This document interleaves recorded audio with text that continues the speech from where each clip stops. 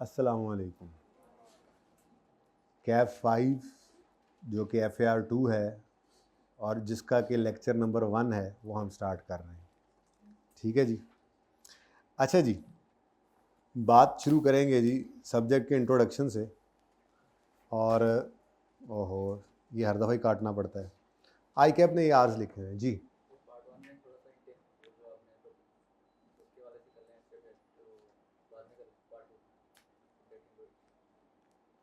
समझ नहीं आई। ओके, छुट्टी करनी है। ओके, हम नहीं होने देंगे बोर। अभी यहाँ पे पढ़ाई ज़्यादा है। CMA के अंदर डिस्कशन ज़्यादा थी, उसमें है डिस्कशन ज़्यादा, इसमें डिस्कशन ज़्यादा नहीं है। इसमें बस आपको थोड़ा सा वेटेज और पैटर्न दिखा के पेपर्स का फिर हम मूव कर जाएंगे पढ़ने की तरफ। ज़रा पढ़ाई थोड़ी सी ज़्यादा है FAR 2 के अंदर, काम भी ज़्यादा है ना यहाँ पे, इसलिए। ठीक है। अच्छा जी, बात शुरू करते हैं जी अपने सिलेबस से। तो आपके यहाँ पर भी 3 ग्रेड्स हैं।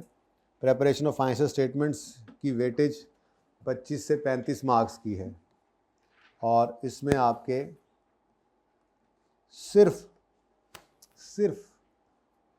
बेसिकली मैं कहता हूँ 2 टॉपिक्स हैं। चैप्टर्स तो 4 हैं लेकिन टॉपिक्स 2 हैं। ठीक है। प्रिपरेशन ऑफ फाइनेंशियल स्टेटमेंट्स और रेगुलेटरी फ्रेमवर्क ऑफ अकाउंटिंग, ये बेसिकली आपके फाइनल अकाउंट्स का एक चैप्टर बनता है। ठीक है जी। फाइनेंशियल स्टेटमेंट्स को प्रिपेयर करना अकाउंटिंग स्टैंडर्ड्स के हिसाब से भी है और FAR 2 में आके आपने अकाउंटिंग स्टैंडर्ड्स के साथ साथ कंपनीज एक्ट को भी देखना है। कंपनीज एक्ट ने भी कुछ रिक्वायरमेंट्स रखी हुई हैं फाइनेंशियल स्टेटमेंट्स को प्रिपेयर करने के लिए। तो बच्चे भी पूरे करने हैं ना भाई, सवारियाँ भी कम नजर है। ठीक है, आ जाएंगे बच्चे। तो फाइनेंशियल स्टेटमेंट्स बनाने के लिए अब सिर्फ फाइनेंशियल अकाउंटिंग स्टैंडर्ड्स नहीं बल्कि आपका जो कंपनीज एक्ट है, जो लोकल लॉ है, उसकी प्रोविजंस भी आपने अप्लाई करके फाइनेंशियल स्टेटमेंट्स बनानी है FAR 2 के अंदर। ठीक है। तो ये बेसिकली आपका एक टॉपिक है। उसके बाद कंसोलिडेशन में ही आपके एसोसिएट की कंसोलिडेशन भी आ जाती है, सब्सिडरी और एसोसिएट। तो ये भी हम इकट्ठे ही पढ़ा करते हैं। इसमें भी तकरीबन आपके कोई 20 से 25 लेक्चर्स तक लग जाते हैं दोनों में मिलाकर। तो ये आपकी दोनों इकट्ठी ही, इसको हम कंसोलिडेशन ही कहा करते हैं। यानी कि हमने कंसोलिडेटेड फाइनेंशियल स्टेटमेंट्स जो बनानी होती हैं, तो कंसोलिडेटेड फाइनेंशियल स्टेटमेंट्स के अंदर आपकी सब्सिडरी भी आ जाती है जो कि चैप्टर 12 के साथ, मतलब IFRS 3 और 10 दो स्टैंडर्ड डील करते हैं, और आपकी इन्वेस्टमेंट भी आ जाती है। ठीक है। अब इसकी 25 से 35 नंबर की वेटेज है। उसके बाद आपकी अकाउंटिंग है नॉन करंट एसिड्स की, ये भी तकरीबन 25 से 35 मार्क्स का ही आपका ग्रिड है। और इसके अंदर आपके IS 38, IS 41, IFRS 9 और IFRS 16 ये हैं। आज हम IS 38 इंटेंजिबल को बस थोड़ी देर में ही स्टार्ट करने वाले। ठीक है। उसके बाद ICAP के स्टडी टेक्स्ट के जो चैप्टर्स हैं वो मैंने यहाँ पर लिख दिए हैं। ठीक है। ओके, ये ICAP के स्टडी टेक्स्ट के चैप्टर नंबर्स हैं, किताब के इससे हटके होंगे, ये ICAP की रेफरेंस के तौर पे लिखे हुए हैं। ठीक है। तो इंटेंजिबल्स आज हम पढ़ेंगे इंशाल्लाह। बहुत मिलता जुलता है आपके IS 16 प्रॉपर्टी प्लांट इक्विपमेंट के साथ काफ़ी हद तक, क्योंकि वो टेंजिबल एसेट्स की बात करता था, यहाँ पर इंटेंजिबल्स की बात हो रही है। ठीक है। फिर IS 41 मेरा फेवरेट एग्रीकल्चर का स्टैंडर्ड, इसके अंदर आपके बायोलॉजिकल एसेट, ये क्या है, नॉन करंट एसेट्स की अकाउंटिंग हो रही है ना। तो एग्रीकल्चर में कौन से नॉन करंट एसेट्स होते हैं, तो एग्रीकल्चर का स्टैंडर्ड जो है वो आपका एग्रीकल्चरल एक्टिविटी से ही डील कर रहा है, जिसके अंदर आपके ये जानवर जो लोग पालते हैं, या जो ये एग्रीकल्चर एक्टिविटी के अंदर कोई अपना कल्टीवेशन कर रहे हैं, बाग लगा रहे हैं या कोई खेत लगा रहे हैं, तो ये सारी चीज़ें इसके अंदर कवर होती हैं एग्रीकल्चर के अंदर। ठीक है। गायों भैंसों वाला ये स्टैंडर्ड है। तो गाय भैंसें भी आपकी क्या हैं, आपका नॉन करंट एसेट ही होता है।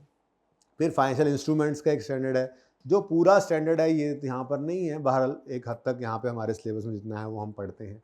और IFRS 16 लीजेस का बड़ा मशहूर स्टैंडर्ड। ठीक है। तो 25 से 35 नंबर की इसकी भी वेटेज है।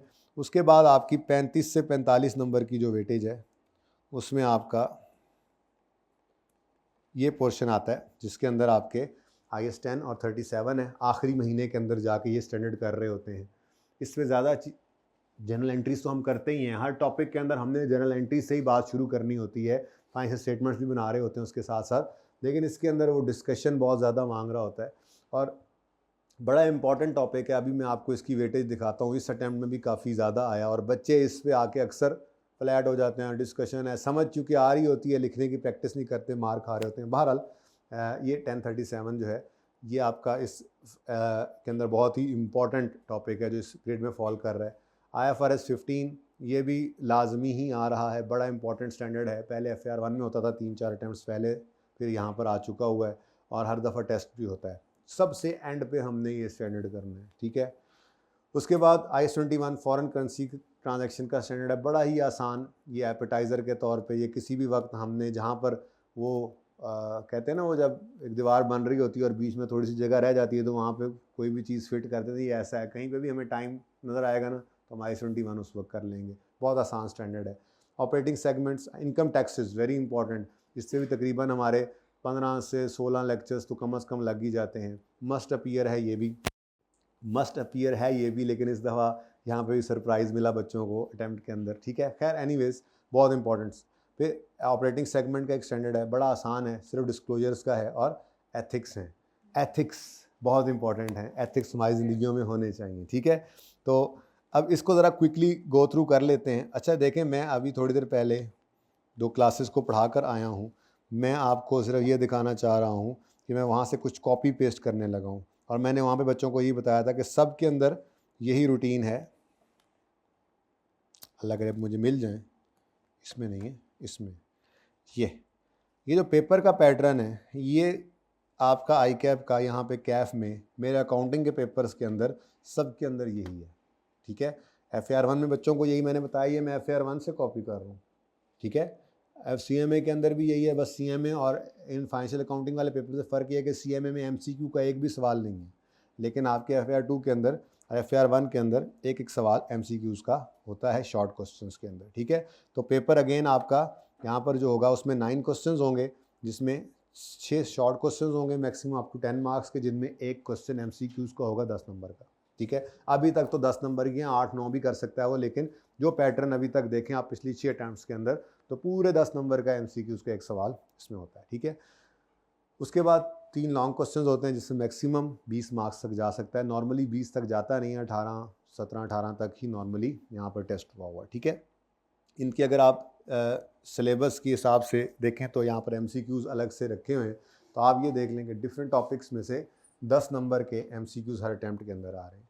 ये 6 अटैम्प्ट्स का डेटा है, इससे पीछे जाने की ज़रूरत नहीं है। इससे पीछे बस डिफरेंट था, यहाँ से सिलेबस चेंज हुआ था, FAR 1 का भी FAR 2 का भी। तो अगर कोई बच्चा फुल फ्लैज पेपर करना चाहता है, एंड पे जाके बच्चा कहता है ना, तो इससे पीछे नहीं जाना, वहाँ से फिर सिलेबस आपका चेंज हो गया होगा, ठीक है। तो ये 6 अटैम्प्ट्स आपके सामने, इनके अंदर एक सवाल जो है वो MCQs का होता है 10 नंबर का उसमें से, ठीक है। बाकी अब देखते हैं आपके पैटर्न मार्क्स ग्रिड के हिसाब से क्या चल रहा है। तो अगर आप देखें, जैसे मैंने आपसे अर्ज़ किया, ये 25 से 35 मार्क्स का जो ग्रिड है, ये दो ही टॉपिक्स हैं। फाइनल अकाउंट्स ऑलमोस्ट 12 से 14 दिन इस पे लग जाते हैं और तकरीबन इतने, इससे ज़्यादा, मतलब 20 के करीब, 20-22 के करीब कंसोलिडेशन, वो भी बेसिकली 2 हैं, सब्सिडरी भी है, एसोसिएट भी है। इन 2 को ये बताना इसलिए भी ज़रूरी है कि हमें पता हो कि हम जिस चीज़ पे काम कर रहे होते हैं वो कोई कम इम्पॉर्टेंट नहीं होती। जैसे आज IS 38 शुरू करेंगे, आपने उसको ईजी नहीं लेना, आप देखोगे बहुत रेगुलरली आ रहा है, बहुत रेगुलरली आ रहा है IS 38, ठीक है।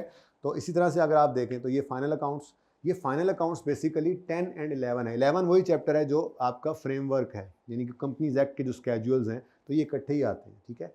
तो अगर आप गौर फरमाएं तो ये अपनी लोअर साइड पे था, लेकिन इस दफ़ा थोड़ा सा गुस्सा आई के अपने किया है, इस पोर्शन में थोड़ा अपनी ग्रिड से भी 2-3 नंबर ऊपर निकल गया है। एनीवेज, फाइनल अकाउंट्स का सवाल मस्ट अपीयर होता है, ठीक है, और कंसोलिडेशन का भी मस्ट अपीयर होता है। सरप्राइज़ क्या था इस दफ़ा, कंसोलिडेशन का हर अटेम्प्ट में सवाल 18 नंबर का आ रहा था, इस दफ़ा 2 छोटे सवाल कर दिए उसने, और फाइनल अकाउंट्स के अंदर सिर्फ डिस्क्लोजर बनवा रहा था। जो इंट्रो वाली इनकम स्टेटमेंट बैलेंस शीट होती थी, ये देखें, इन 6 अटैम्प्ट से पीछे बड़े सवाल देता था, यहाँ पर नहीं दे रहा था, और बच्चों ने उसको क्या कर लिया, इजी ले लिया, पूरे फाइनेंशियल स्टेटमेंट्स बनवा लिए उसने फुल फ्लैज।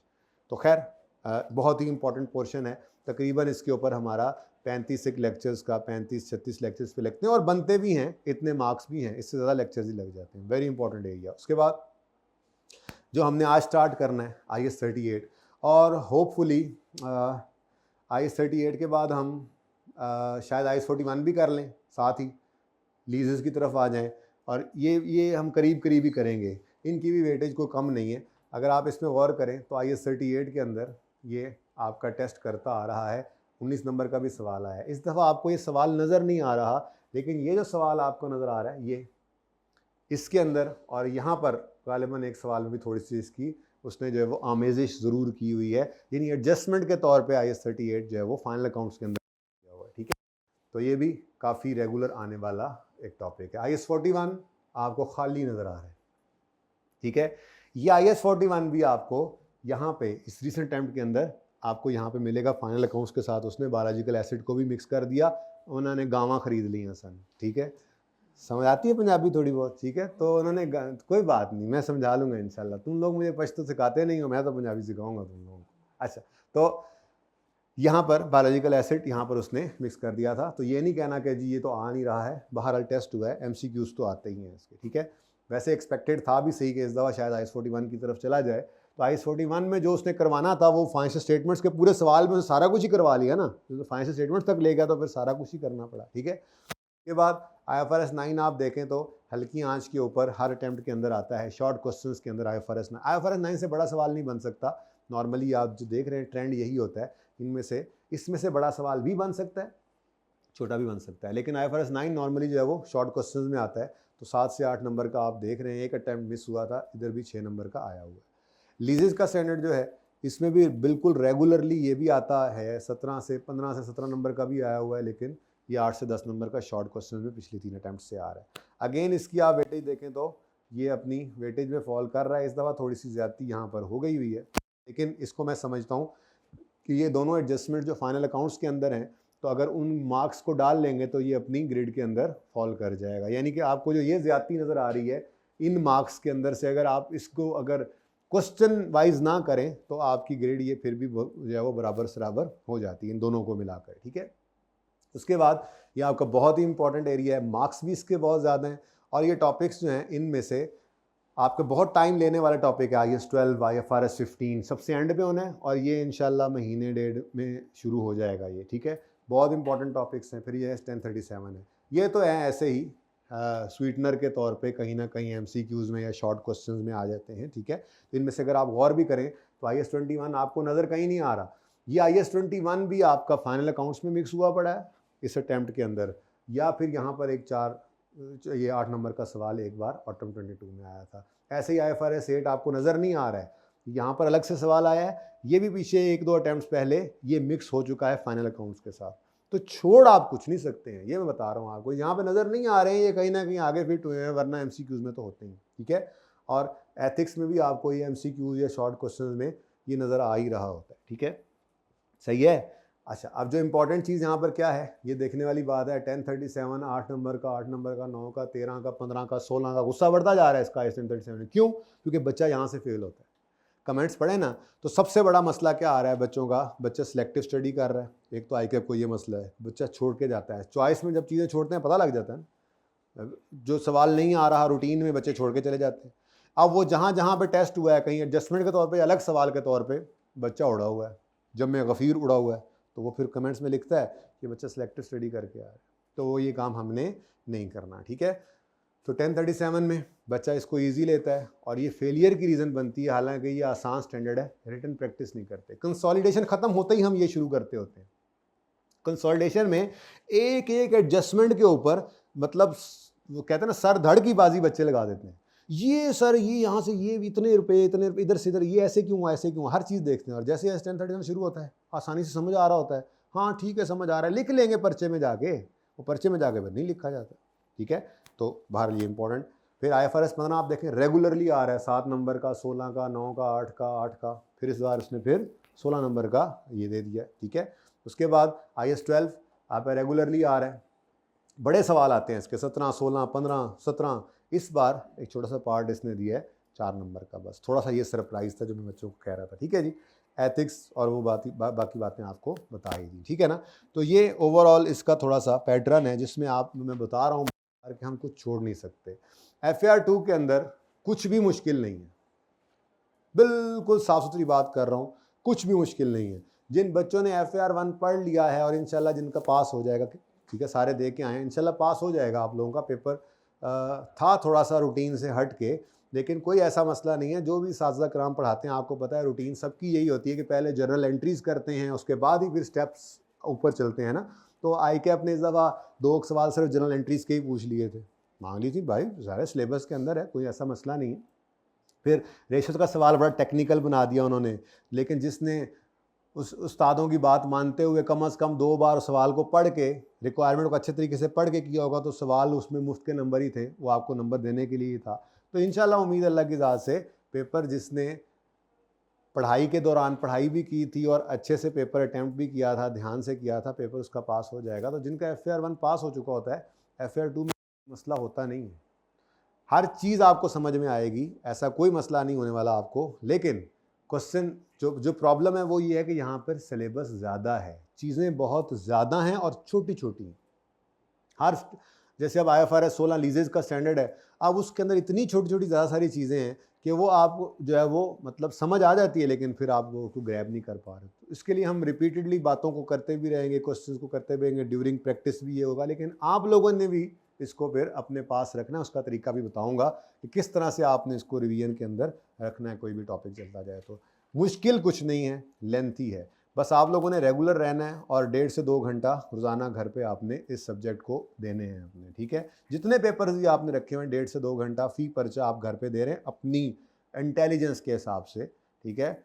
मेरे जैसा कोई नालायक आदमी तो 2 घंटे दे, को आप जैसे अच्छे बच्चे हों तो 1.5 घंटे में भी काम कर ले, लेकिन मोबाइल से हट के करेंगे तो ये बहुत है, ठीक है। तो आप रोज़ाना क्लास में तशरीफ़ लाएँ और रोज़ाना घर पे 1.5 से 2 घंटा इस पर्चे को दें। वीकली टेस्ट आप ऐसे ही दें जैसे पर्चा ICAP का।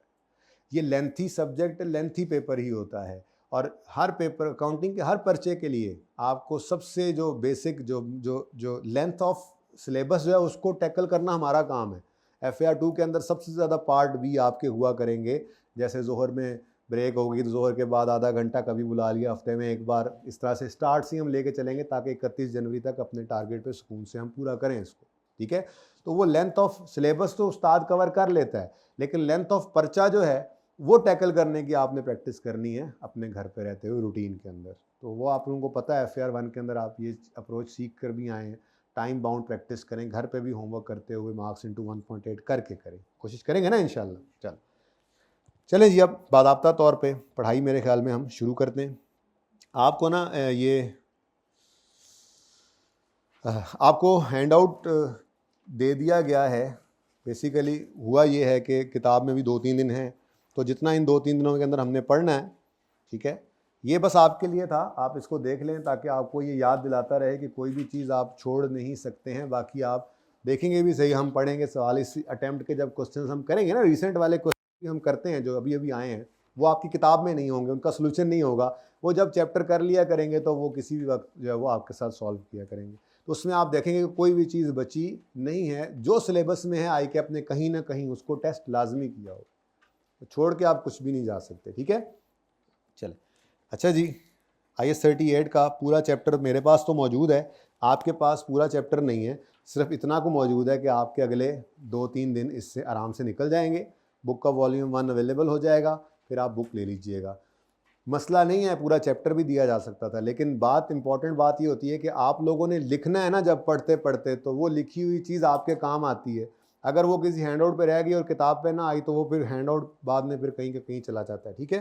तो इसलिए कोशिश यही कीजिएगा, बुक जब अवेलेबल हो तो बुक ले लीजिएगा, बुक ले लाजमी लीजिएगा, क्योंकि पिछली अटैम्प्ट और इस अटैम्प्ट के सॉल्यूशंस जो हैं अब वो इस किताब के अंदर डलवा दिए जाएंगे, ठीक है ना। तो 2 अटैम्प्ट्स के पिछले दफ़ा उसको रिवाइज़ नहीं किया गया था, तो जो कोई इम्प्रूवमेंट है, चेंजेस हैं, वो उसके अंदर इस दफ़ा होंगी, ठीक है। तो तब तक के लिए ये आपके पास कुछ सफ़े हैं, ये काफ़ी हैं। इसके अंदर प्रैक्टिस क्वेश्चंस भी हैं आपके लिए, थ्योरी भी मौजूद है, ठीक है, सही है। चल, अच्छा जी, शुरू करते हैं हम IAS 38। कोई आपका सवाल तो नहीं, कोई आपका सवाल हो क्या? रिफ्रेशमेंट क्या होती है? ये रिफ्रेशमेंट ही है, देखो पहला दिन ही आपको पढ़ा रहे हैं इंटेंजिबल एसेट्स। इंट्रोडक्शन कहना चाहिए था आपको, तो इंट्रोडक्शन हो तो गया, ये इंट्रोडक्शन नहीं था, ये देखो मैं दिखाता हूँ, ये इंट्रोडक्शन, ठीक है, ओके डन। चलो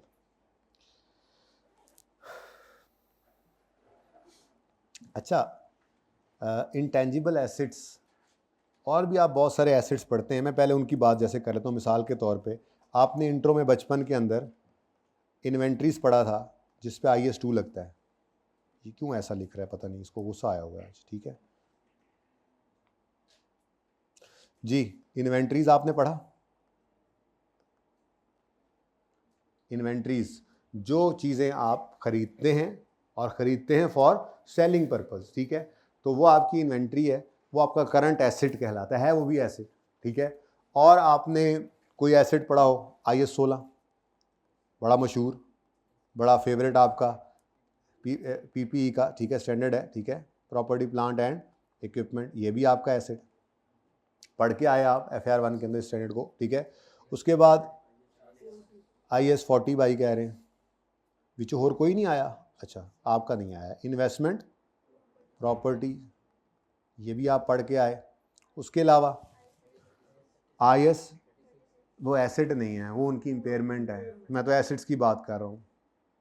उसके बाद अब आप पढ़ेंगे यहाँ पर IS41, अभी भी बताया आपको, ये बायोलॉजिकल एसेट्स का, बायोलॉजिकल एसेट्स। हाँ एग्रीकल्चर है, चलो एग्रीकल्चर ही लिखता हूँ, स्टैंडर्ड का नाम एग्रीकल्चर है, लेकिन चूंकि यहाँ पे मैं एसेट्स की बात कर रहा हूँ तो कौन से एसेट्स की बात करता है, जो बायोलॉजिकल एसेट्स होते हैं। ठीक है, बहरहाल एग्रीकल्चर, भाई की बात मान लेते हैं, एग्रीकल्चर। IFRS 9 अभी अभी मैं आपको बताया था।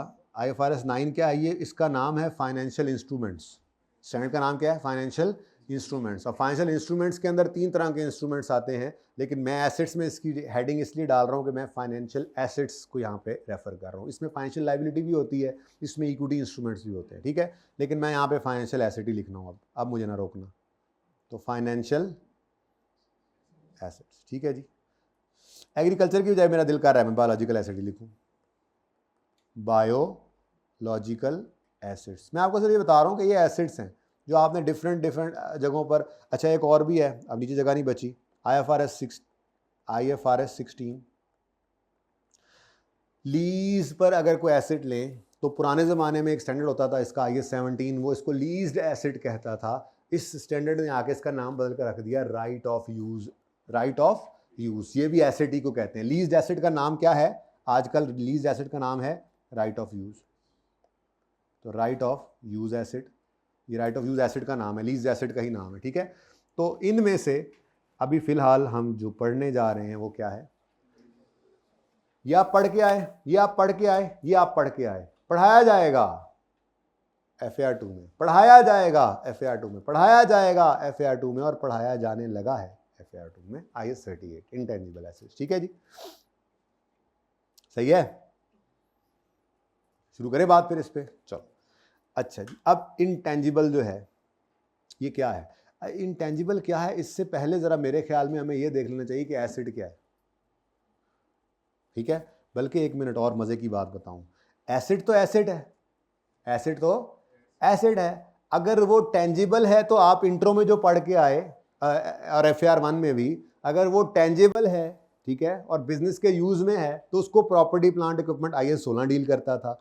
और अगर वही इनटेंजिबल हो तो FAR 2 के आ गया IS 38 के अंदर। ठीक है, मैं क्यों इधर जा रहा हूँ, मैं यहाँ से कॉपी करने जा रहा हूँ ताकि आपको कॉन्फिडेंस आए, थोड़ा सा कॉन्फिडेंस मैनू लग जाए ज़रा वो कॉन्फिडेंस, बाकी तो खैर है। ये देखो ज़रा, चेक करो ज़रा, फनकारियाँ चेक करो, ये तो अब आपको पता ही है, बल्कि यहाँ से क्यों मिटा रहा हूँ मैं, वहाँ जाके मिटाता हूँ। ठीक है जी, ये जनाब एसिड की डेफिनेशन है।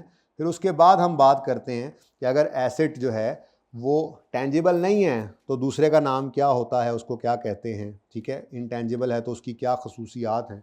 तो सबसे पहले तो मैं यहाँ पर आपसे बात करूँगा एसिड क्या होता है इसको, और इसको नोट करने की ज़रूरत नहीं है, ये आपके पास मौजूद जो किताब है, ये जो नोट्स हैं इनमें लिखा हुआ है, पहले बस मैं आपको बता लूँ जी। एसिड क्या होता है जी, एसिड एक ऐसा रिसोर्स है जो एंटिटी कंट्रोल कर रही है as a result of past event. Control बहुत ज़रूरी है, कंट्रोल का मतलब आपके कब्जे में, आपके पास है तो फिर आपका रिसोर्स है, आपके कंट्रोल में नहीं तो फिर आपका रिसोर्स नहीं है। पास्ट इवेंट, कोई ऐसा इवेंट हुआ था पास्ट में जिस वजह से ये आपके कंट्रोल में आया। नॉर्मली एसेट्स के केस में पास्ट इवेंट क्या होता है, परचेज किया आपने, एक्वायर किया आपने, ठीक है, और इससे एक्सपेक्टेड है कि आपको फ्यूचर में बेनिफिट आएगा। और बेनिफिट दो तरह से आ सकता है आपको, आपका रेवेन्यू बढ़ जाए ये भी बेनिफिट है, आपकी कॉस्ट कम हो जाए तो ये भी बेनिफिट है, ठीक है। तो बेनिफिट जो बिजनेस को मिलता है वो दोनों तरह से मिल सकता है, increase in income, decrease in expenses, दोनों तरह से, ठीक है, सही है। अब ये कहीं जाने की जरूरत नहीं है, ये आपका लिखा हुआ है यहां पर, asset is a resource controlled by a company as a result of past achievement and from which future economic benefits are expected to flow। बल्कि इससे भी बेहतर एक जगह पर लिखा हुआ है, मैं आपको दिखाऊं, आपके पास नोट्स मौजूद हैं, और मसला ये है कि मैं पूरे वाला खोल रहा हूँ, मैनू लभदे मसला हो जाना है। वो टेबल से बना हुआ है, दिखाओ जरा नोट्स अपने, ये वाला पेज है, देखो जरा,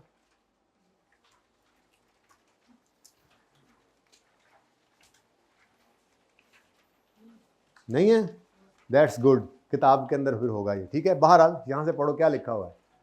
एसेट क्या है, asset, what is an asset, controlled as a result of past event, future economic benefits are expected to flow, और ये बेनिफिट्स इंक्रीज इन सेल की फॉर्म में भी हो सकते हैं, रिड्यूस कॉस्ट यानी रिडक्शन इन कॉस्ट की फॉर्म में भी हो सकते हैं, ठीक है। चलें छोड़ें इसको, आपके पास नहीं है तो फिर मेरे पास भी नहीं है, मैं यहीं पे रहता हूँ फिर, ठीक है। एसिड की डेफिनेशन तो हमें पता लग गई। अब अगर वो रिसोर्स टेंजेबल है तो हम पढ़ चुके उसकी अकाउंटिंग FAR 1 में IS 16। बहरहाल आपकी जो FAR 2 की किताब है उसके अंदर भी IS 16 का चैप्टर मौजूद है। उसकी वजह यह है कि इसने अभी भी आपकी जान नहीं छोड़नी, IS 16 अभी भी आपके साथ रहेगा। रिवैल्यूएशन जो है वो और ज़्यादा जोशो खरोश के साथ आ रही है। जब आपके वो 5 कॉलम होते थे ना, date, description, asset, surplus, P&L, ऐसे ही है ना, 2 कॉलम और ऐड होंगे। जी हाँ, यहाँ पर टैक्स मौजूद है, IS 12 है, डेफर टैक्स, करंट टैक्स, तो ये सब कुछ है। रिवैल्यूएशन तो दोबारा से वो रिवैल्यूएशन रिवाइज भी करनी होगी, तो किताब के अंदर आपको ये कुछ एक्स्ट्रा चैप्टर्स ही मिलेंगे ना, जिस वजह से ICAP के चैप्टर्स और आपकी किताब के चैप्टर्स मैच नहीं करेंगे। जिस तरह से IS 16 ICAP की किताब में मौजूद नहीं है, चैप्टर मौजूद है आपके पास छोटा सा, पूरा नहीं, थोड़ा सा जितना आपको ज़रूरत है। ऐसे ही एक चैप्टर इंटीग्रेटेड टॉपिक्स के नाम से पढ़ा होगा किताब के अंदर, शायद वॉल्यूम 2 में पढ़ा हो, आप देख लेंगे, ठीक है। तो उसमें क्या है, उसमें डिफरेंट टॉपिक्स जो मिक्स करके सवाल बनाए जाते हैं उनको अलग से रखा गया है, उनको वहाँ पर फिर जो है वो करवाया जाता है, ठीक है ना। तो इस तरह से थोड़ा सा आपको नजर आएगा। बहरहाल अब बात करते हैं जी इंटेंजिबल की, कि इंटेंजिबल क्या होता है। दूसरी बात, बोर तो नहीं हो रहे पढ़ाई से? हाँ, मूड किस किस का नहीं था आज पढ़ने का? वैसे किस किस का आज, सही बताना है, झूठ नहीं बोलना चाहिए, ठीक है ना। किस किस का मूड नहीं था आज के पढ़ना नहीं है? अच्छा, किस किस का मूड था कि आज सही पढ़ाई हो? किस चीज़ का था बस नॉर्मल सी हो? हम नॉर्मल सी पढ़ाई करेंगे, ठीक है। हाँ, बस जितना टाइम है ना बस वही पढ़ेंगे, ज़्यादा नहीं पढ़ेंगे। अच्छा जी, इनटेंजिबल एसेट के बारे में स्टैंडर्ड कहता है अगर इसमें 3 खसूसियात पाई जाएं तो ये इंटेंजिबल है। वैसे तो मैंने आपको क्या कह दिया था कि ये जो एसेट है, अगर यही एसेट जो है, अब जब बचपन में आपको FAR में सिखाया जाता ना, तो ये कहा जाता था कि जिसको आप टच ना कर सकें ऐसा रिसोर्स है, ठीक है, वो आपका इंटेंजिबल है। लेकिन अब नहीं, अब स्टैंडर्ड कायदा पूरी डेफिनेशन बता इंटेंजिबल वो कहता किसे है, ठीक है।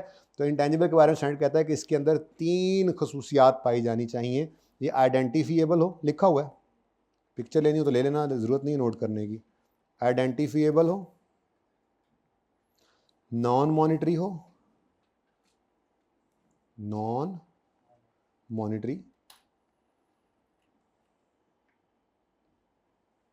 और विदाउट फिजिकल सब्सटेंस हो। यही तो वो चीज़ है जिसको टेंजिबल से अलग करती है, ठीक है, विदाउट फिजिकल सब्सटेंस।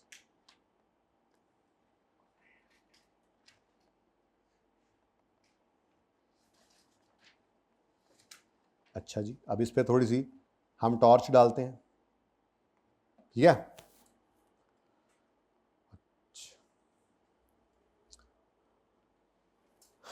आइडेंटिफिएबल के लिए स्टैंडर्ड कहता है कि अगर कोई चीज़ आइडेंटिफिएबल है ना, अगर आप कहते हो कि जी फ़लाँ चीज़ ये आइडेंटिफिएबल है, तो उसके लिए समझता हूँ कि एक निशानी जो है ना, ये अगर हो तो हम समझ लेंगे कि ये आइडेंटिफिएबल है। और वो निशानी क्या है? वो निशानी है कि ये सेपरेबल हो। क्या हो जी? सेपरेबल। बल्कि यूं कर लें, चलो, सेपरेबल का मतलब क्या है? भाई ने ये ऐनक लगाई हुई है, ये सेपरेबल है, लेकिन भाई के जिस नाक के ऊपर ये ऐनक लगी हुई थी वो सेपरेबल नहीं है, चेक कर लिया मैंने, ठीक है। तो इनटेंजिबल एक ऐसा रिसोर्स है जो सेपरेबल होगा। क्या मतलब? मिसाल के तौर पे, सॉरी भाई, मिसाल के तौर पे आपके पास एक कंप्यूटर सॉफ्टवेयर चल रहा है, ठीक है। सेपरेबल का मतलब ये है कि वो कंप्यूटर सॉफ्टवेयर आपके बिजनेस से निकल भी जाए तो आपका बिजनेस चलता रहेगा, ठीक है। भाई चल ही रहे थे, गुजारा तो कर ही रहे थे, ठीक है, ऐनक उतरने के बावजूद, ठीक है। तो सेपरेबल जो अलग हो सके बिजनेस, ये नहीं कि वो अलग हो ही नहीं सकता, ठीक है। तो इसकी पहली निशानी क्या है? ये सेपरेबल हो। अच्छा, सेपरेबल है तो आइडेंटिफिएबल कहलाएगा। पहली बात तो ये कि ये सेपरेबल है तो ये आइडेंटिफिएबल कहलाएगा। लेकिन एक और चीज़ है, वो चीज़ ये है कि अगर ये कोई लीगल या कॉन्ट्रैक्चुअल राइट है तो फिर पहले वाली शर्त नहीं है, बस इसका ये राइट होना ये इनफ है इसके सेपरेबल होने की निशानी। ये बात समझ आई है या नहीं आई? मैं समझाता हूँ, वैसे मैं आया तो इसीलिए ही कोशिश करता हूँ, ठीक है। आइडेंटिफिएबल मतलब सेपरेबल होना चाहिए, ठीक है। जैसे मैंने आपको मिसाल दे दी सॉफ्टवेयर की, लेकिन कभी कभार ऐसा होता है कि इस रिसोर्स की नेचर ऐसी होती है कि ये लीगल राइट है। क्या है जी? मिसाल के तौर पे गवर्नमेंट ने आपको एक लाइसेंस दिया है कि आप यहाँ पर माइनिंग कर सकते हैं। माइनिंग मतलब आप मिसाल के तौर पे सॉल्ट रेंज है और वहाँ से आप नमक निकाल सकते हैं। आपको 10 साल के लिए गवर्नमेंट ने लाइसेंस दे दिया। अब ये लाइसेंस क्या है? ये लीगल राइट है। ये क्या है?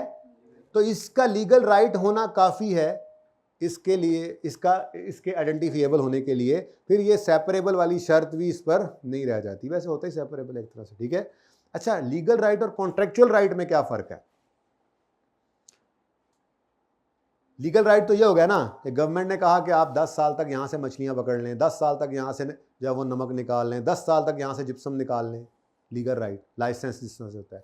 कॉन्ट्रेक्चुअल राइट ये होता है कि मिसाल के तौर पे मैंने एक डिज़ाइन बनाया बोतल का और ये मैंने रजिस्टर करवा लिया।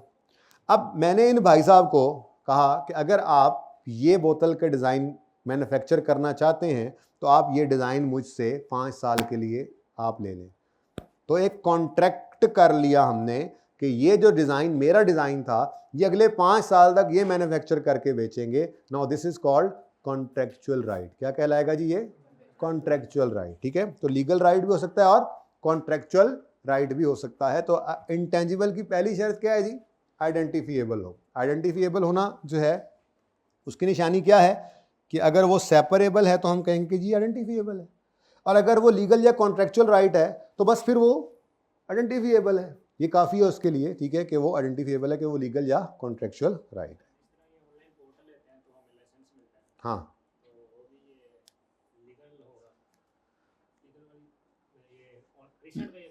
ये कॉन्ट्रैक्चुअल राइट है, आपका इनके साथ कॉन्ट्रैक्ट हुआ हुआ है, आपका इनके साथ कॉन्ट्रैक्ट हुआ हुआ है। हाँ जी बिल्कुल, राइट का टी तो डाल दें, ठीक है जी। तो इंटेंजिबल की पहली शर्त ये आइडेंटिफिएबल हो। दूसरी शर्त ये नॉन मॉनिटरी हो। ये नॉन मॉनिटरी का मतलब क्या होता है? देखो, ये जितने भी एसिड्स हैं ना, अभी हम जाकर IS 21 में इसको दोबारा पढ़ेंगे, मॉनिटरी नॉन मॉनिटरी क्लासिफिकेशन।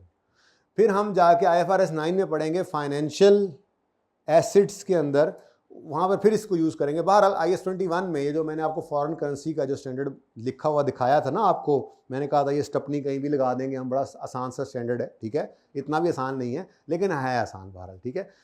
तो वो IS 21 जो है उसमें आपने मॉनिटरी नॉन मॉनिटरी की वहाँ पे जाके करनी है। तो मॉनिटरी मतलब मनी पेएबल मनी रिसीवेबल, ये मॉनिटरी एसेट कहलाएगा। अगर आपका मनी रिसीवेबल है, कैश खुद मॉनिटरी है और मनी रिसीवेबल ये मॉनिटरी है।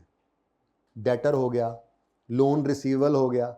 अब आप कहोगे कि सर ये जो एसी लगा हुआ है ये मॉनिटरी एसेट नहीं है, मॉनिटरी आइटम नहीं है? तो उसका जवाब है नहीं, ये मॉनिटरी आइटम नहीं है। हाँ, अगर मैं इसको बेच दूं मिसाल के तौर पे उधार पे, तो जो इसका रिसीवेबल है फिर वो मॉनिटरी आइटम बनेगा। बहरहाल बात करेंगे इंशाल्लाह तफसील से जाके वहां पर। फिलहाल तो इतनी सी बात कि ये इंटेंजिबल, ये जितने मैंने यहाँ पे बोले हैं ना, ये सब के सब नॉन मॉनिटरी हैं। ये कोई भी मॉनिटरी आइटम नहीं है, ये कोई भी मॉनिटरी आइटम नहीं है। PPE is not a monetary item, ये नॉन मॉनिटरी आइटम है। हाँ, अगर इसको बेच दें और पैसे उधार हैं तो वो रिसीवेबल क्या बन जाएगा? Monetary item. या कैश आ गया तो money itself is a monetary item. Investment property है, जब तक है ये नॉन मॉनिटरी है। इन्वेस्टमेंट प्रॉपर्टी नॉन मॉनिटरी है, एसेट लेकिन नॉन मॉनिटरी है। क्या है? क्योंकि मॉनिटरी आइटम की डेफिनेशन क्या कहता है स्टैंडर्ड, वहां पे जाके देखेंगे, मनी रिसीवेबल। मॉनिटरी एसेट क्या होगा? Money receivable. ये तो मनी रिसीवेबल नहीं है, ये तो मनी रिसीवेबल नहीं है, तो वैसे बेनिफिट देगा हमें, यूज होकर हम इससे चीजें बनाकर बेचेंगे, हम इसको बाद में बेच देंगे, इसको हमने इन्वेस्टमेंट पर्पज के लिए रखा हुआ है। ठीक है, तो ये सब के सब क्या है? नॉन मॉनिटरी एसेट्स हैं। क्या है ये? तो हम उन्हीं में से ही एक पढ़ रहे थे, किधर गया ये? इंटेंजिबल, नीचे पढ़ा। ठीक है, तो इंटेंजिबल दूसरी शर्त क्या है? इंटेंजिबल है ये, क्योंकि अगर वो मॉनिटरी बन गया तो फिर तो वो ये मतलब इस पूरी लिस्ट में से ही निकल जाता है ना। ठीक है, तो दूसरी शर्त क्या है? पहली चीज क्या? इंटेंजिबल के लिए क्या होना जरूरी है? आइडेंटिफिएबल हो, वो सेपरेबल होना चाहिए, या अगर वो कॉन्ट्रेक्चुअल लीगल राइट है तो फिर भी वो आइडेंटिफिएबल है। दूसरा नॉन मॉनिटरी हो, और तीसरा विदाउट फिजिकल सब्सटेंस हो, विदाउट फिजिकल एग्जिस्टेंस हो। अब अगला सवाल पैदा होता है, कोई लाइसेंस दिखाओ यार मैनू। ये लाइसेंस है, ये क्या है जी? ये गवर्नमेंट ने हमें जो वो कहा था ना कि 5 साल, अगले 5 साल यहाँ से आप नमक निकाल सकते हैं, तो उन्होंने हमें एक सफ़े के ऊपर ये लाइसेंस ऐसे होता है ना, सफ़े के ऊपर, ठीक है, या कार्ड बना होगा या सफ़ा होगा, ठीक है, ये हमें लाइसेंस मिल गया। अब यहाँ से वो मेरे दोस्त एंड पे बैठे हुए, उन्होंने कहा आप तो कह रहे थे कि लाइसेंस जो है वो इंटेंजिबल है, जबकि इंटेंजिबल की तीसरी शर्त क्या है? Without physical substance. ये तो फिजिकल सब्सटेंस है, we can touch the licence, we can touch the licence. ऐसे ही है ना? क्या यही बात है? क्या ये सही है? तो मामला क्या है? असल में लाइसेंस इस सफ़े को नहीं कहते, बल्कि इसके पीछे जो राइट टू माइन या राइट टू फिश है, फिश, ठीक है, वो राइट असल में इंटेंजिबल है। आपको सॉफ्टवेयर को आप इंटेंजिबल एसेट कहते हैं, हालांकि सीडी को तो आप टच कर सकते हैं। तो सीडी इज नॉट सॉफ्टवेयर, बल्कि उस सीडी के अंदर मौजूद जो सॉफ्टवेयर है वो असल में इंटेंजिबल है। सीडी को तो आप नहीं ना इंटेंजिबल एसेट कह रहे थे, बल्कि सॉफ्टवेयर को कहते हैं। ठीक है, तो ये इससे परेशानी हो ना कहीं जाकर ये कागज़ जो है ये तो टच कर सकते हैं, ये तो हमारा प्रॉपर्टी प्लांट इक्विपमेंट बन गया, ऐसी बात नहीं है। इसके पीछे छुपा हुआ जो राइट है असल में वो है इंटेंजिबल। ठीक है, सही है। तो इसको हम देखते हैं कहाँ पे लिखा हुआ है। ये देखें जी, intangible and identifiable non monetary asset without physical substance. ठीक है, दिल तो कर रहा है वहाँ से जाके फिर दिखा दूँ, लेकिन चलो रहने दो, वो आपके पास सफ़ा है नहीं। जब किताब आ जाएगी ना तो वो टेबल है, उसके ऊपर समरी बनी हुई है, तो जब वो समरी पे हम पहुँचेंगे, मेरा दिल क्यों कर रहा है देख लें एक बार फिर, ताकि आपको थोड़ा कॉन्फिडेंस रहे। यार बहुत आसान बात है, यहाँ पर ज़रा समराइज़ करके लिखी गई है, ये देखो। What is intangible?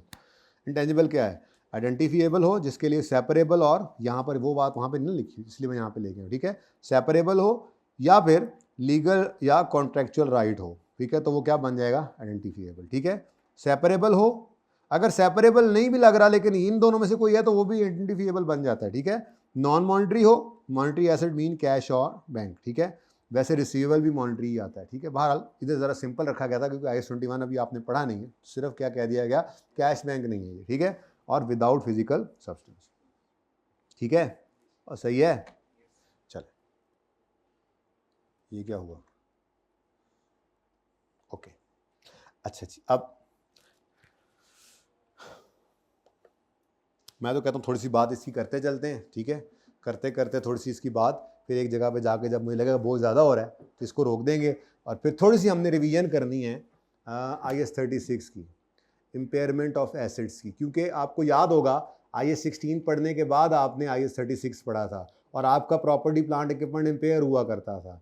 यहाँ पे भी IAS 38 में इंटेंजिबल एसेट है ना, तो एसेट इम्पेयर होते हैं, ये भी इम्पेयर होते हैं। तो इसलिए 20-25 मिनट चाहिए मुझे, ज़्यादा नहीं, एंड पे 20-25 मिनट में इंशाल्लाह हम इम्पेयरमेंट को फटाफट रिवाइज कर लेंगे, थोड़ा सा चीज़ें याद आ जाएंगी, क्या क्या करते होते थे, कौन सी दो चीज़ों को कंपेयर करते थे, फिर क्या एंट्रीज होती थी, फिर एक्सट्रैक्ट्स बनाएंगे इनकम स्टेटमेंट बैलेंस शीट के अंदर, कर हम उसको PPE के हिसाब से ही लेंगे और फिर इस पर हम कल से अप्लाई करने लग जाएंगे, ठीक है ना, क्योंकि कल तो फुल फ्लेज IAS 38 ही चल रहा होगा, थोड़ी सी जो बात IAS 36 की करनी है वो आज ही कर लूँ मैं, ठीक है।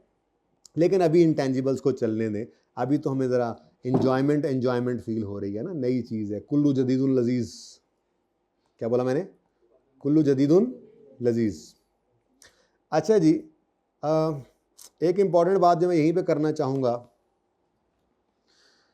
मुझे एक बात बताएं, ऊपर मैंने आपको इंटेंजिबल बता दिया कि आइडेंटिफिएबल हो, नॉन मॉनिटरी हो, विदाउट फिजिकल सब्सटेंस हो, तो इसको हम क्या कहते हैं, इंटेंजिबल एसेट।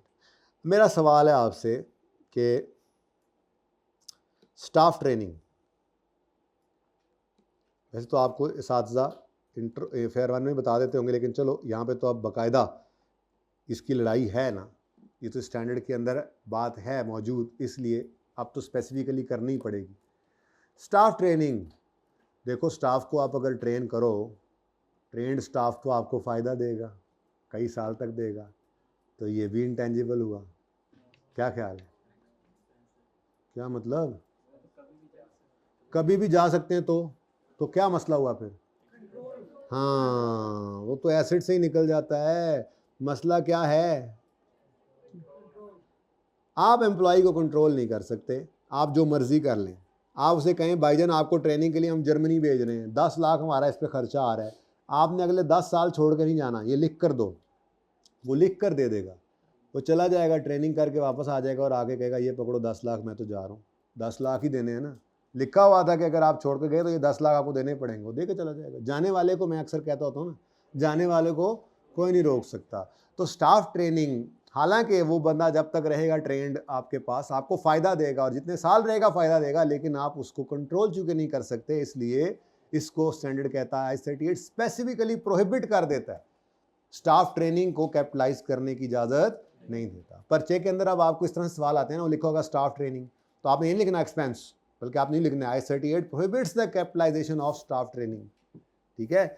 ऐसे ही एक और चीज़ है और वो है एडवर्टीजमेंट। एडवर्टीजमेंट फ़ायदा नहीं देती क्या,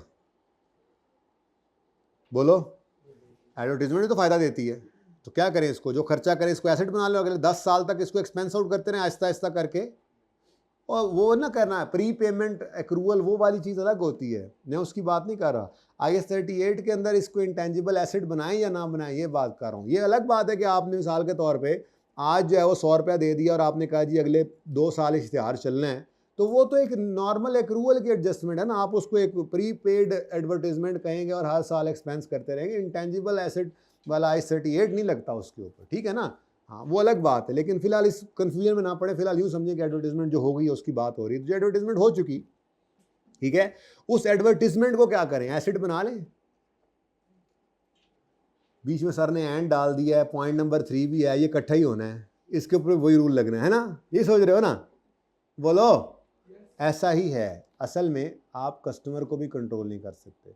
मैं बच्चों को अक्सर ये एग्जांपल दिया करता हूँ कि जब ये ओम और आई थी ना, ओम और नई आज से को 5-6 साल पहले गालिबन आई होगी मेरे ख्याल से, तो इनका थीम कलर जो था ना वो वाइट और ब्लू है, आई थिंक इन्हीं का, ये ना ओम और का है या हीको का है, इनमें से ओम और का आई थिंक, बहरहाल मुझे याद यही पड़ता है ओम और का था, ये ब्लू और वाइट कलर हीको का था, जिनका भी था। बहरहाल जब वो आए थे ना तो उन्होंने तबाही फेर दी एडवर्टीजमेंट की, जिस इशारे पे रुकें सामने बोर्ड लगा हुआ है तो वो ओम और या हीको जो भी था, जहाँ पे देखें वो जनाब गुब्बारे लगे हुए हैं नीला सफ़ेद, हर जगह पे इतनी एडवर्टीजमेंट सब करने के बाद एंड पे जाके फिर भी मैंने यमी ख़रीदी थी।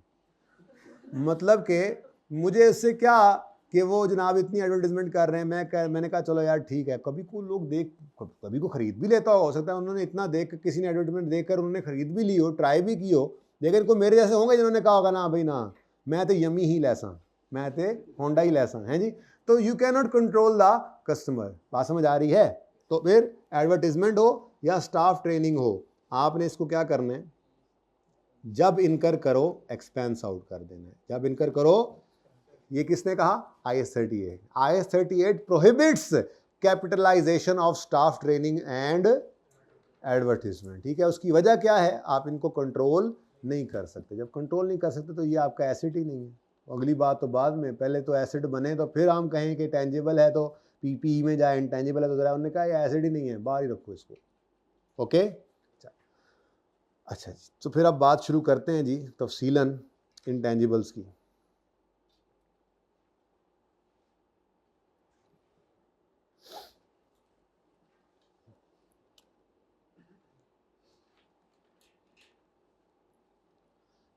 बड़ी इंपॉर्टेंट डिस्कशन है, लेकिन एक हद तक करके फिर मैं इसको रोक दूंगा, ठीक है, ताकि आपकी बुनियाद बनी हुई हो। फिर मैं IS 36 आपको रिवाइज़ करा दूंगा आज इंशाल्लाह, उसके बाद फिर अभी फिलहाल इस पर टाइम लगेगा थोड़ा सा, ठीक है।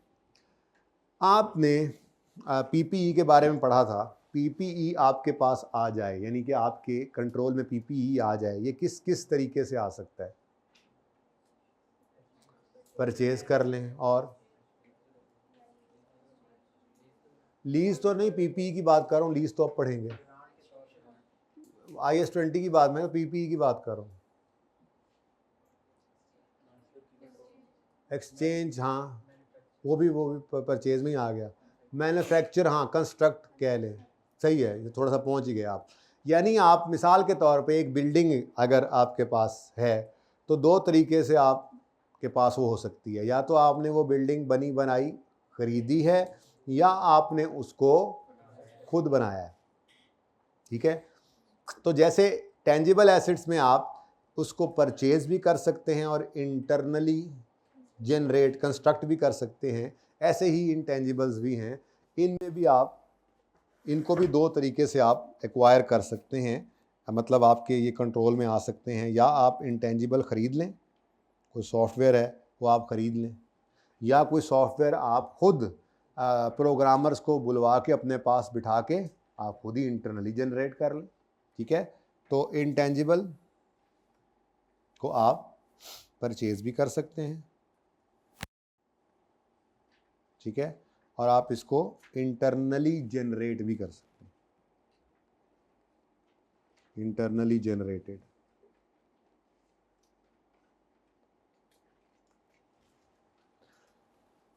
अच्छा जी, ये जो परचेज वाला इंटेंजिबल है ना, परचेज इंटेंजिबल, कोई ऐसी नई बात नहीं है, ये बिल्कुल वैसे ही है जैसे आपने व्हीकल परचेज किया होता था IS 16 में, बिल्डिंग परचेज की होती थी IS 16 में। क्या करते थे, उसको खरीदते थे तो कैपिटलाइज, क्या करते थे, कैपिटलाइज, और कैपिटलाइज करते थे इनिशियली किस पे मेजर करते थे, कॉस्ट, और कॉस्ट में जो कुछ होता था वो आपको याद ही है, परचेज प्राइस और सारे डायरेक्टली एट्रीब्यूटेबल कॉस्ट। तो ये बिल्कुल सेम है यहाँ पर, बिल्कुल एसेट है ना, टेंजिबल खरीदा था या इंटेंजिबल खरीदा है, सेम रूल है। आपने एसेट को रिकॉर्ड करना है, इनिशियली मेजर करना है कॉस्ट पे, कैपिटलाइज करना है, और कॉस्ट पे इनिशियली मेजर करना है, और कॉस्ट में उसकी परचेज प्राइस और सारे डायरेक्टली एट्रीब्यूटेबल कॉस्ट आपने ऐड कर देना है, ठीक है। तो अगर परचेज इंटेंजिबल है तो आपने इसको कैपिटलाइज करना है, capitalised at cost,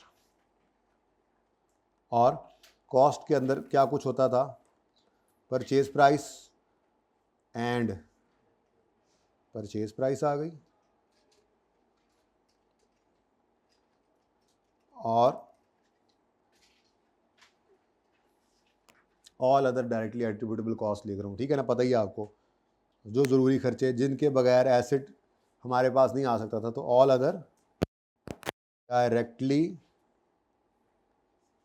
attributable costs. फ़ायदा हमें थोड़ा सा ये है कि हमारे पास, मैंने ना इस दफ़ा हाइब्रिड FR2 में कहा था नहीं करनी, ताकि 10 मिनट बच जाएँ, 10 मिनट एक्स्ट्रा रखने पड़ते हैं उनके लिए, तो ना हाइब्रिड के साथ, हाँ भाई जाग रहे हो, देख रहे हो, सो रहे हो, सवाल जवाब, तो ज़्यादा पढ़ लेंगे हम इंशाल्लाह, ठीक है। All directly attributable, all directly attributable costs, ठीक है जी। तो ये कोई नई चीज़ नहीं, कोई मसला इसमें? मसला आता है, ये नई चीज़ होगी, ठीक है। अब अगर आप इनटेंजिबल खुद बनाते हैं तो मिसाल के तौर पे, मैं मिसाल ले रहा हूँ, मिसाल के तौर पे दुनिया में टोटल 100 इंटेंजिबल एग्जिस्ट करते हैं जो आप इंटरनली जनरेट कर सकें। मैं मिसाल ले रहा हूँ भाई, 50, 100 कर लें, 100, ठीक है। तो 100 इंटेंजिबल्स दुनिया में टोटल एग्जिस्ट करते हैं जो आप इंटरनली जनरेट कर सकते हैं। साइंसदानों ने, स्टैंडर्ड बनाने वालों ने उन 100 में से 95 को एक सफ़े पे लिखा। कितनों को? 95 को, ठीक है। और ये उनका नाम इन्होंने रखा अदर्स। क्या नाम रखा जी? अब ये 95 में लिखने लगा हूँ, ज़रा चेक करो। मिसाल के तौर पे कुछ मिसालें बताते जाओ। सॉफ्टवेयर हो गया, हार्डवेयर नहीं, हाँ सॉफ्टवेयर हार्डवेयर कर दो हैं। सॉफ्टवेयर बड़ा अच्छा स्टैंडर्ड है, इसमें वेबसाइट के ऊपर भी हमने पूरी अकाउंटिंग पढ़नी है। उसका अलग से SIC है, इंटरप्रिटेशन है, इसी के अंदर आएगी 2-3 दिन के बाद, ठीक है। जो आप वेबसाइट्स देखते हैं, वेबसाइट्स की अकाउंटिंग अलग से IS 38 में तो उतनी गाइडेंस नहीं थी ना, बाद में ये काम ज़्यादा मशहूर हुआ तो फिर इंटरप्रिटेशन कमेटी है जिसने फिर इंटरप्रिटेशन दी, और वो पर्चे में आता भी लाजमी है। अच्छा जी, तकरीबन सॉफ्टवेयर हो गया, फॉर्मूला हो गया, पेटेंट हो गया, डिज़ाइन मैंने बोला था अभी, डिज़ाइन हो गया। अच्छा, अब ये कितने लिखने हैं जी हमने? 95 लिखने हैं। ये 3 हो गए, ये 15, 45, 90, 95 हो गए बस। तो ये वो लिस्ट थी जो 95, जो 100 एग्जिस्ट करते थे ना, उनमें से 95 की लिस्ट आ गई ये। बाकी कितने रह गए? वो 5 जो हैं वो एक अलग कैटेगरी है। और उन 5 का नाम क्या है? उन 5 में सबसे पहले फॉल करती है जी आपकी गुडविल,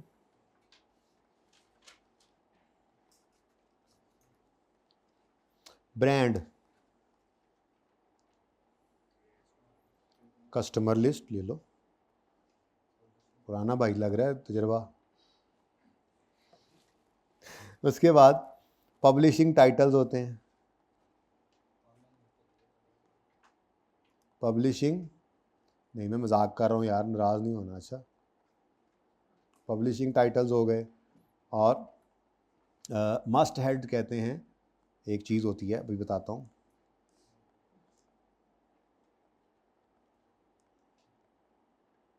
ठीक है जी, ये 5 पूरे हो गए। बस ये ना अपना अलग से इनकी कैटेगरी, ये 5 ही हैं, ठीक है। ब्रांड जैसे J. एक ब्रांड है। पब्लिशिंग टाइटल जैसे PBP, कैपलन, एटसेट्रा।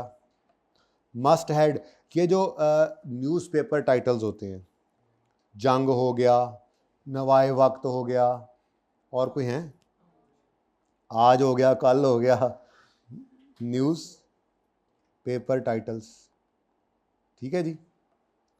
तो ये 5 की एक अपनी ही 1.5 फुट की मस्जिद है। कुछ बात समझ आई है? कुछ पिक्चर सामने आ रही है?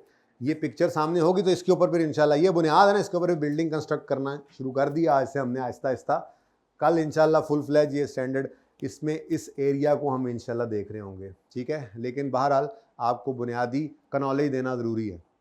पार्ट 2 शुरू करना है ना यार, करें।